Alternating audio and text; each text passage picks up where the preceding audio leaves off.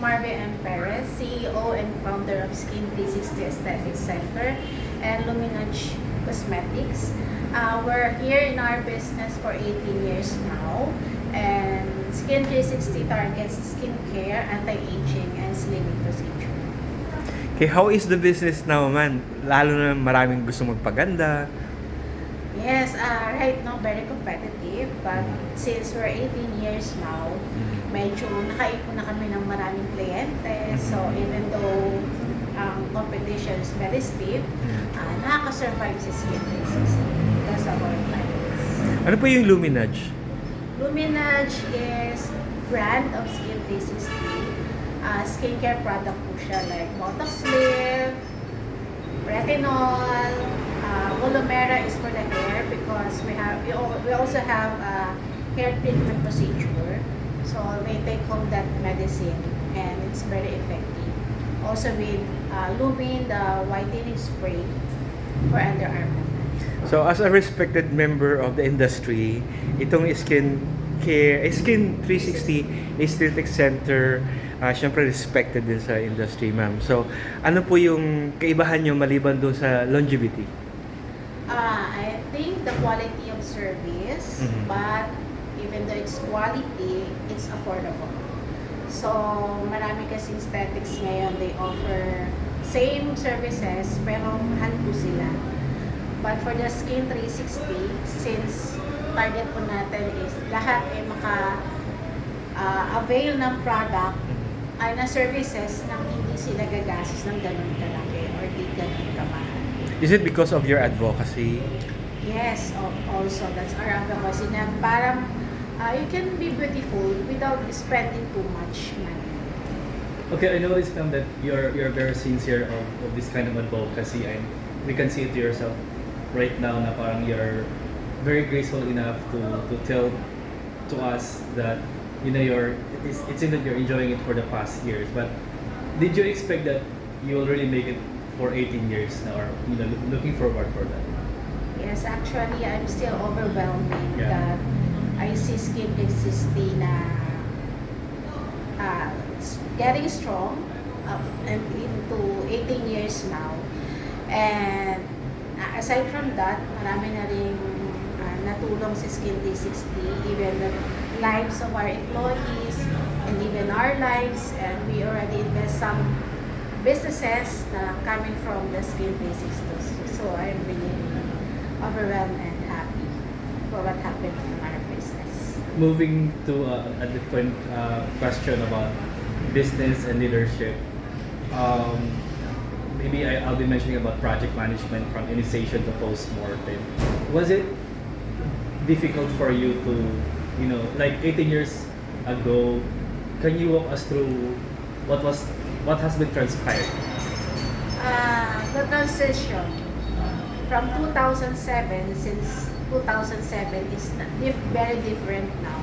Kasi we're now in all social media. Yes.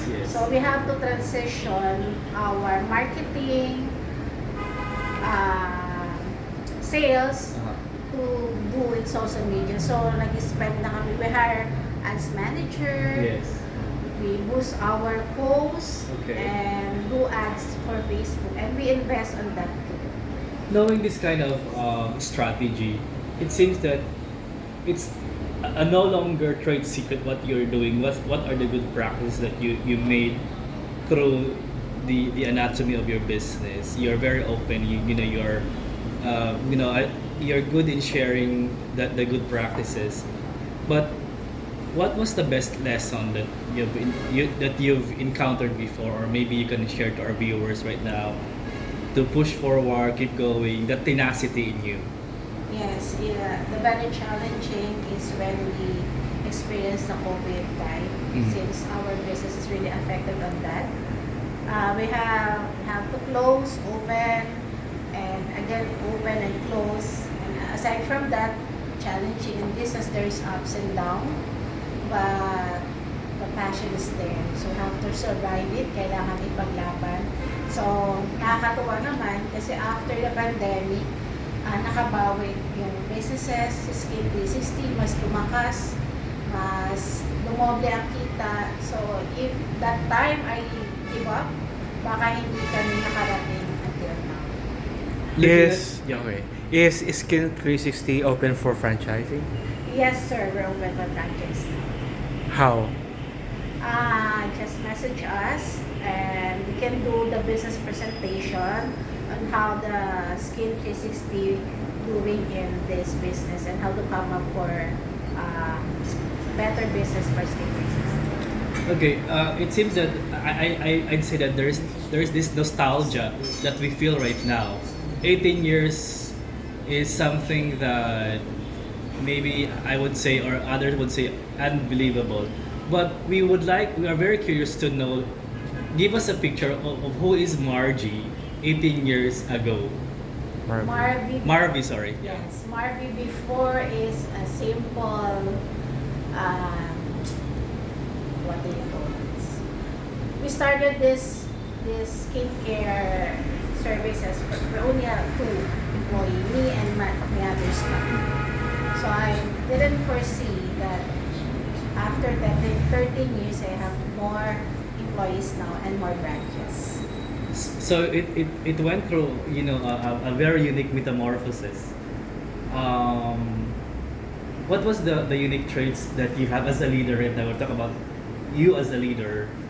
What do you think are the good 3 traits maybe you can think of right now? We'll give you time. Number one being business oriented. Okay.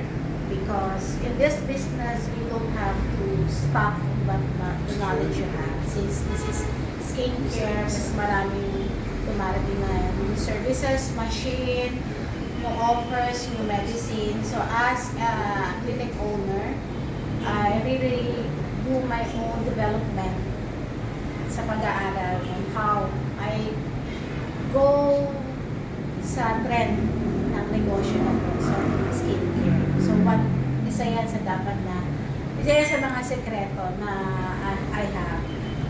May lagi akong binabagong offer with our clients. Hindi lang puro facial. Kasi you will never grow up kung puro facial lang ang alam mo. So I studied different country like Vietnam, Thailand to develop my knowledge and to share it with my staff. And then after nun, I hire also a doctor para we don't only offer now facial treatment but medical procedure already. Okay. So that is Skin 360. And secondly, you should love your staff Yeah. because they are also the heart of the business. So, kailangan inaalagaan mo din sila. That's why all my employee is 18 years now, 10 years now. Parang family na. Yeah, parang pamilya mo na sila. And kaya minamahal din nila yung business. Let's take a break for a while. Okay.